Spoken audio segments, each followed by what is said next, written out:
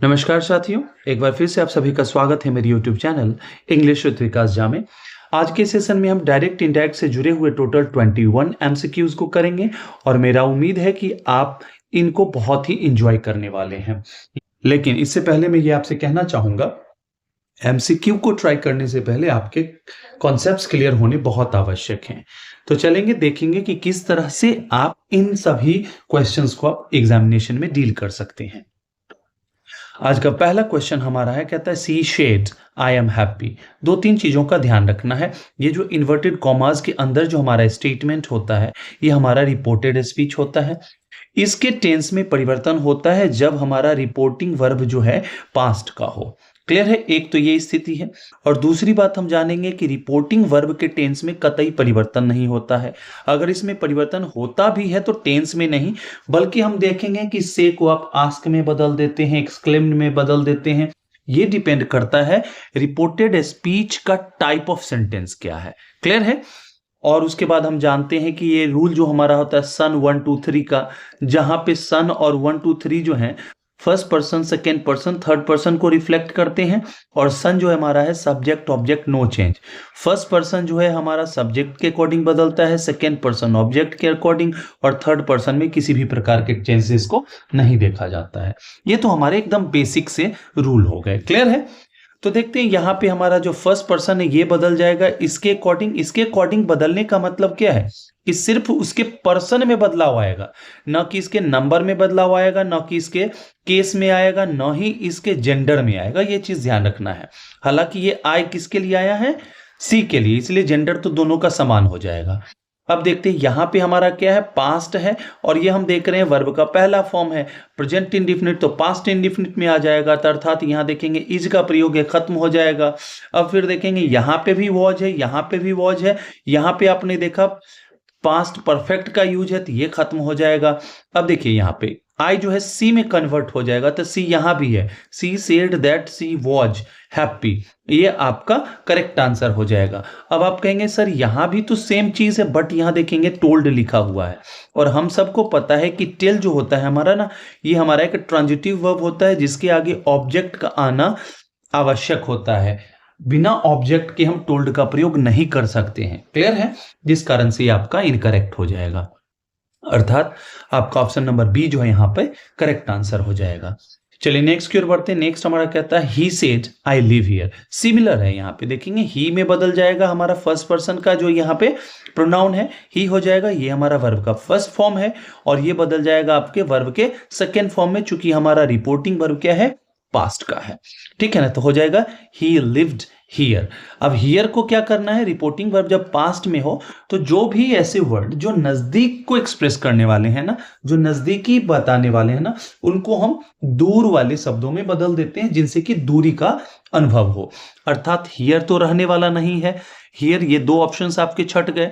There में बदल जाएगा, यहां भी देयर है, यहां भी देयर है, लेकिन देख रहे हैं ये ही के अकॉर्डिंग बदल जाएगा, ही में थर्ड पर्सन में।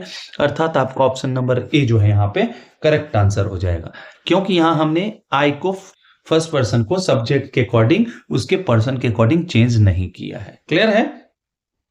अर्थात हो जाएगा he said that he lived there. Clear है? चलिए नेक्स्ट की ओर बढ़ते हैं। नेक्स्ट हमारा कहता है ही शेड आई एम प्लेइंग। देखिए हमारा पास्ट का है रिपोर्टिंग वर्ब, तो ये हमारा प्रेजेंट कॉन्टिन्यूअस हो जाएगा पास्ट कॉन्टिन्यूअस में। देखिए यहाँ प्रेजेंट कॉन्टिन्यूअस है, यहाँ आप देख रहे हैं कि यहाँ पे पास्ट इंडिफिनिट की बात की जा रही है, अर्थात दो है, जहां पे हम देख रहे हैं क्या, पास्ट कॉन्टिन्यूअस का प्रयोग है। लेकिन फिर वही सिचुएशन, यहाँ सेड है, यहाँ टोल्ड है, टोल्ड के आगे हमें किस चीज की आवश्यकता पड़ेगी, ऑब्जेक्ट की। अर्थात आपका ऑप्शन नंबर सी जो है करेक्ट आंसर हो जाएगा। और हम देख रहे हैं फर्स्ट पर्सन सब्जेक्ट के अकॉर्डिंग, अर्थात ही में बदल दिया जा रहा है। ये चीज ध्यान देना है। देखिए बेसिक कॉन्सेप्ट्स क्लियर है ना, तो यूं आप चुटकियों में इस तरह के प्रश्न का हल कर सकते हैं। बस थोड़ा सा आपको विजिलेंट रहना इसलिए है, जैसे हमने देखा था हियर, अगर हियर को हम क्या कर दें, हियर ही छोड़ दें, तो आपका पूरा का पूरा आंसर गलत हो जाएगा। क्लियर है? ये जो सर्टेन चेंजेस अकर होते हैं ना सेंटेंस में, that must be kept in your mind. Clear है?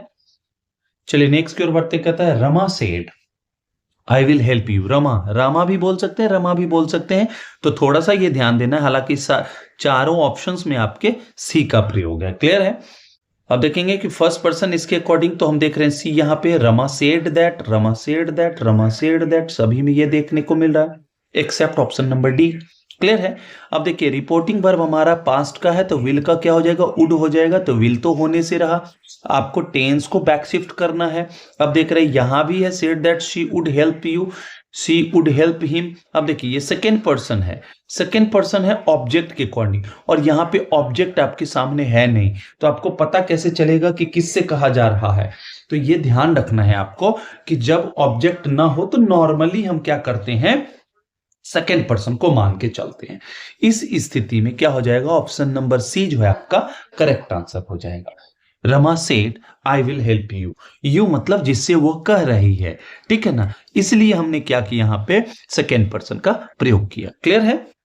चलिए नेक्स्ट की ओर बढ़ते हैं। कहता है he said I have finished my work. देखिए रिपोर्टिंग वर्ब पास्ट का है, ये हमारा प्रेजेंट परफेक्ट का है, तो इसे हम क्या करेंगे पास्ट परफेक्ट में, अर्थात हैड फिनिश्ड हो जाएगा। अब ऑप्शन में देखना है कि हैड फिनिश्ड कहां दिख रहा है, हैड फिनिश्ड यहां भी है, हैड फिनिश्ड यहां भी है, यहां पे देख रहे हैं ही फिनिश्ड ये खत्म हो गया, हैज फिनिश्ड है ये भी खत्म हो गया।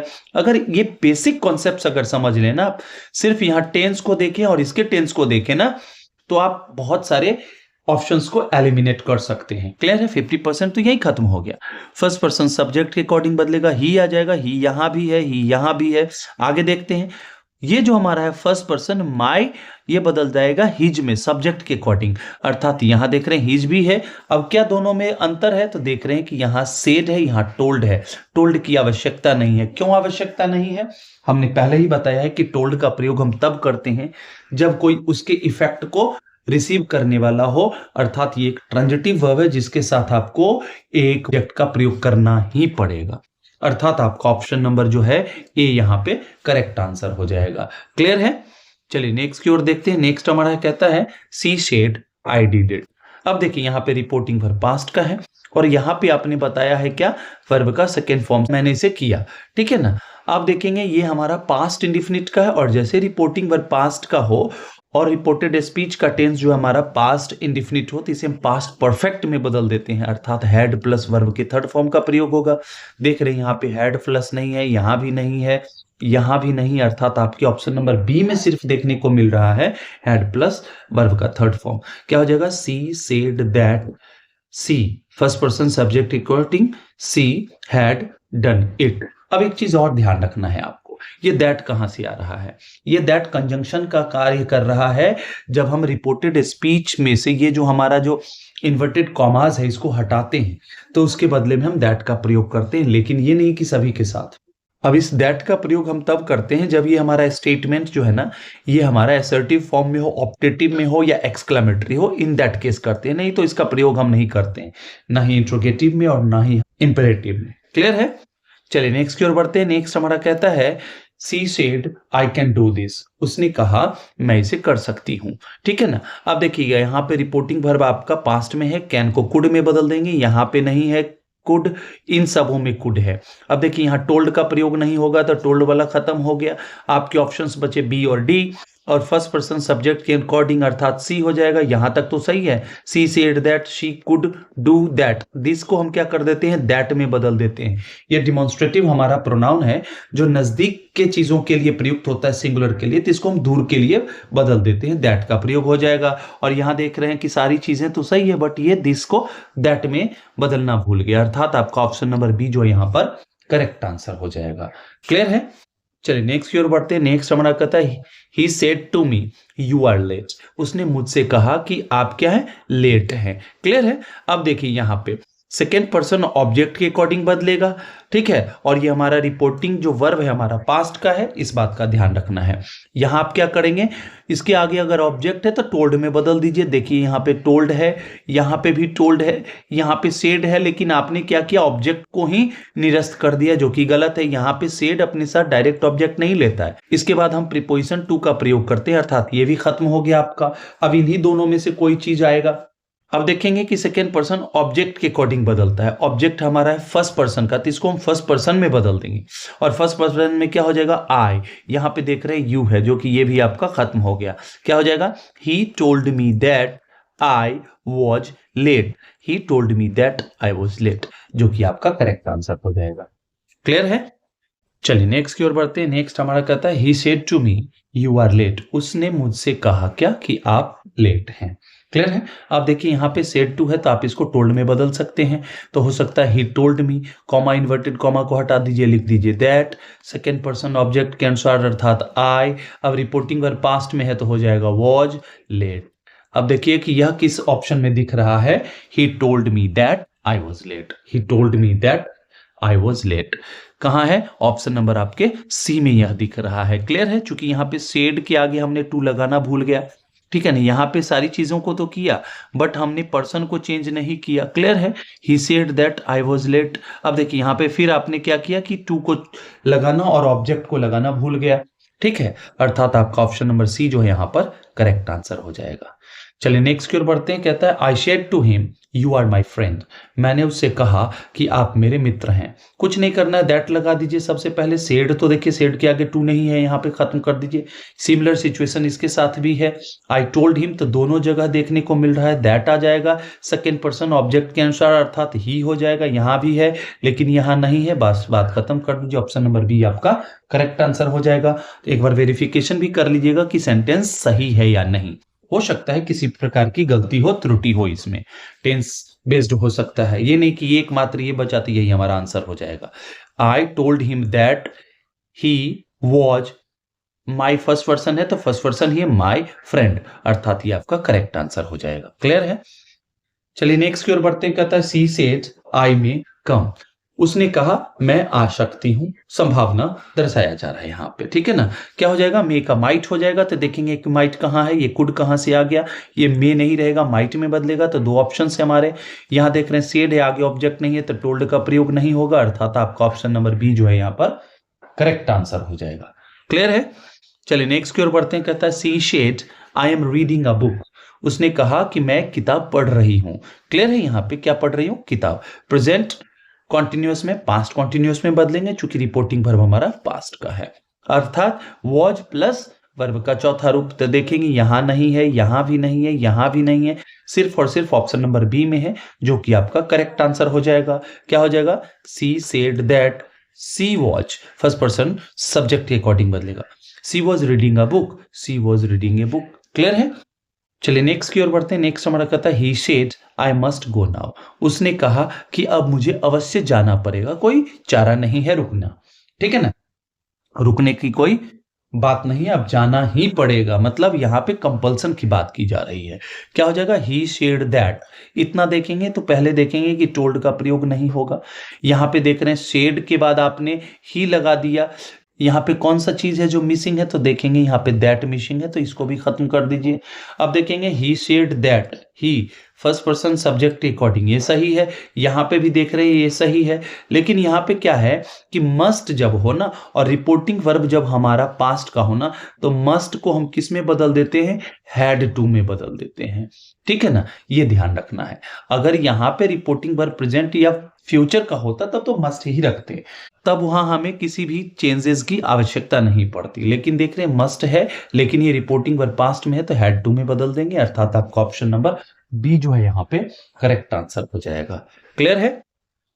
चलिए आई होप कि आपको ये सेशन बहुत ही मजेदार लग रहा होगा, अगर ऐसा है तो बीच बीच में लाइक शेयर सब्सक्राइब करते रहिए, ठीक है। तो चलिए नेक्स्ट की ओर बढ़ते हैं। नेक्स्ट हमारा कहता है she said I like this dress, उसने कहा कि मुझे यह ड्रेस पसंद है। क्लियर है? मैं इसे पसंद करती हूँ, ठीक है ना। अब देखिए यहाँ पे पास्ट है तो यहाँ सबसे पहले देखेंगे कि सी सेड दैट, इतना तो आएगा, टोल्ड वाला तो हटा दीजिए आप, ठीक है ना।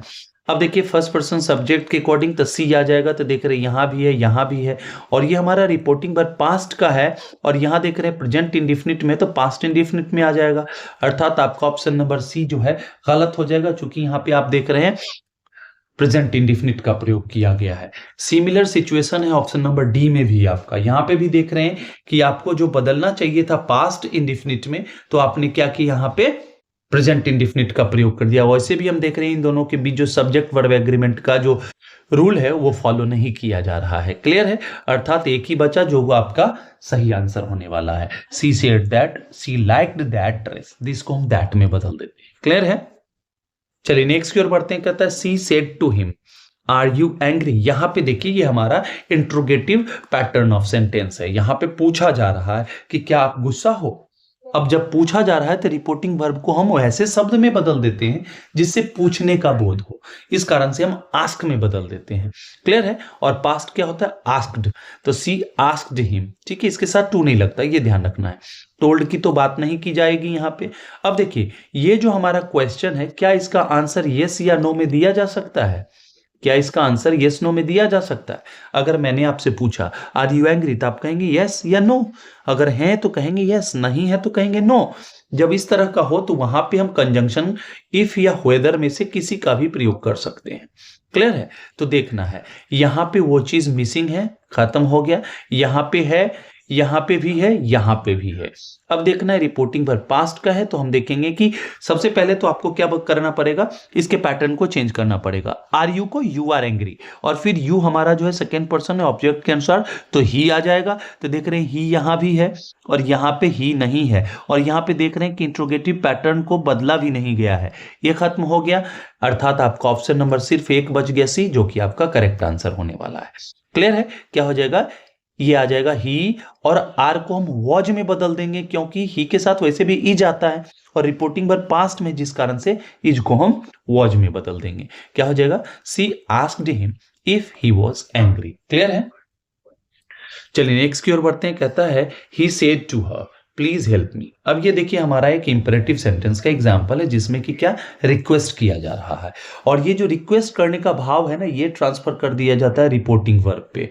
क्या हो जाएगा, ही रिक्वेस्टेड हर। क्या हो जाएगा, ही रिक्वेस्टेड हर। यहां आस्क का प्रयोग नहीं होगा, रिक्वेस्ट का होगा। यहां टेल का प्रयोग नहीं होगा, यहां सेड का प्रयोग नहीं होगा।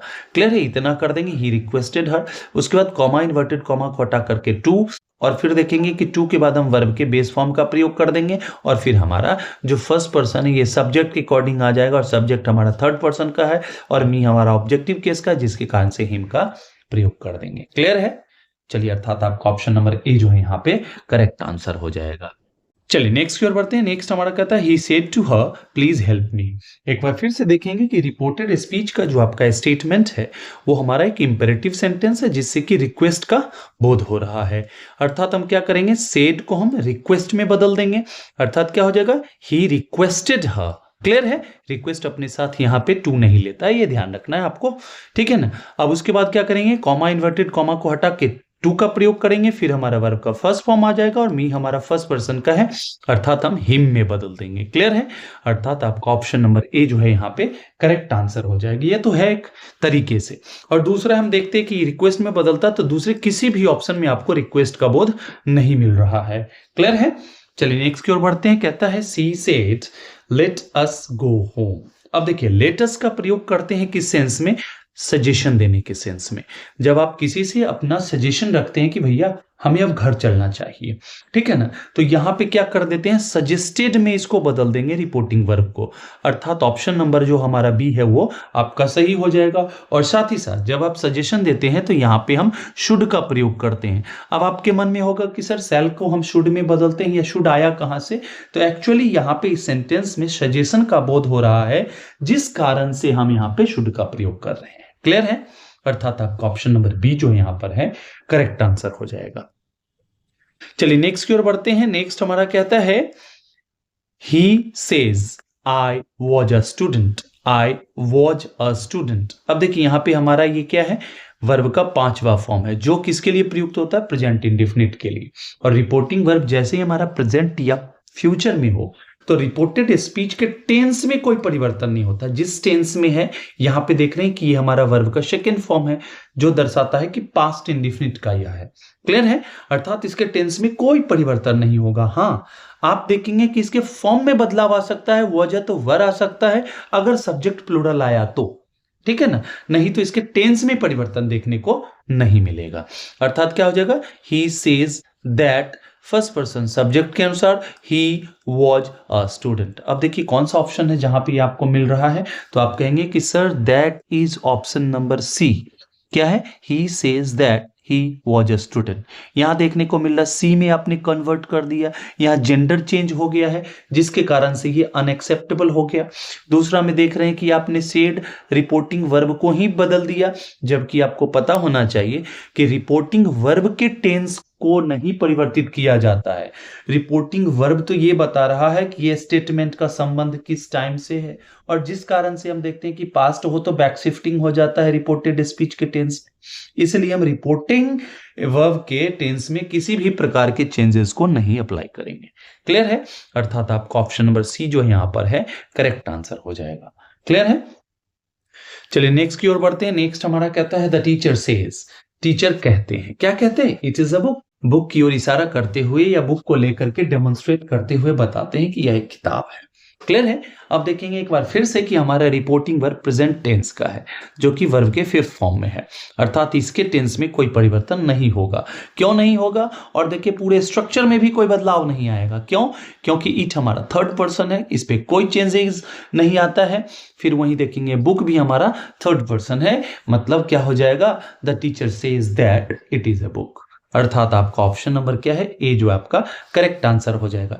टेल्स का तो प्रयोग होगा नहीं, क्योंकि आपके सामने ऑब्जेक्ट नहीं है। यहाँ पे हमारा जो रिपोर्टिंग वर्ब है इसके सामने, इसके साथ ऑब्जेक्ट नहीं है, जिसके कारण से टेल्स का प्रयोग नहीं होगा। आपने यहाँ क्या कर दिया? टेंस परिवर्तित कर दिया, ये भी नहीं होगा आपका।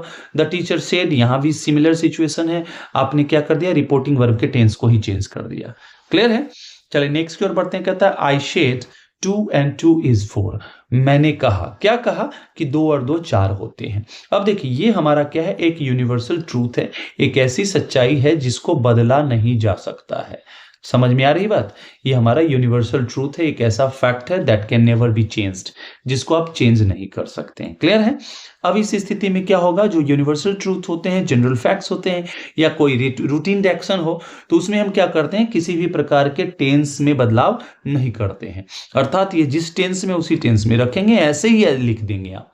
सिर्फ क्या करना है? दैट लगा देंगे। क्या हो जाएगा? I said that 2 and 2 is 4। तो कहाँ है? आप देख लें एक बार थोड़ा सा। I said that 2 and 2 was 4, ये आपने चेंज कर दिया। यहाँ पे देख रहे हैं वर है, ये भी खत्म हो गया।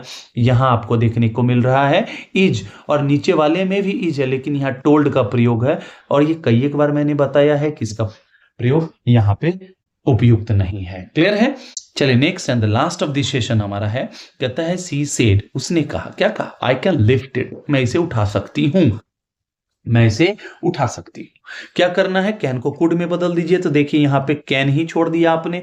क्यों बदलना है? तो रिपोर्टिंग वर्ब पास्ट का है। अब देखेंगे कि चारों में है आपका, और फर्स्ट पर्सन किसके अनुसार से? सब्जेक्ट के अनुसार से, अर्थात सी हो जाएगा। तो देख रहे हैं सी सेड दैट, टोल्ड का प्रयोग नहीं होगा, यहां खत्म हो गया। ये दो ऑप्शन आपके छट गए और बच गए बी और डी। तो देखते हैं सी said that she could lift it, ये आपका करेक्ट आंसर हो जाएगा। क्यों होगा? तो लास्ट वाले को भी थोड़ा वेरीफाई कर लेते हैं। कहता है she said that she could lifted, ये हमारा, अगर आप इसको थर्ड फॉर्म मान रहे हैं, आपको पता होना चाहिए कि मॉडल वर्ब के जस्ट बाद हम वर्ब के फर्स्ट फॉर्म का प्रयोग करते हैं। क्लियर है? इसलिए इरेनियस हो गया। क्लियर है? आई होप कि आपको सेशन बहुत ही फ्रूटफुल लगा होगा, आपके बहुत सारे डाउट्स क्लियर होंगे, और मैं आशा भी यही करता हूं कि मेरे जितने भी सेशन से आपके लिए बहुत ही बेनिफिशियल साबित हों और आपके मार्ग को प्रशस्त करते रहें, सफलता की ओर आपके कदम बढ़ते जाएं, और जल्द ही जल्द आप अपनी सफलता को प्राप्त करें। इसी शुभकामनाओं के साथ मैं आज के सेशन को यहीं एंड करना चाहूंगा। चलिए, till the time we meet next, happy learning and keep evolving. मैं बोलता हूं इवॉल्विंग, इवॉल्व कीजिए, क्रमिक विकास होता रहना चाहिए। ठीक है? चलिए, थैंक यू सो मच।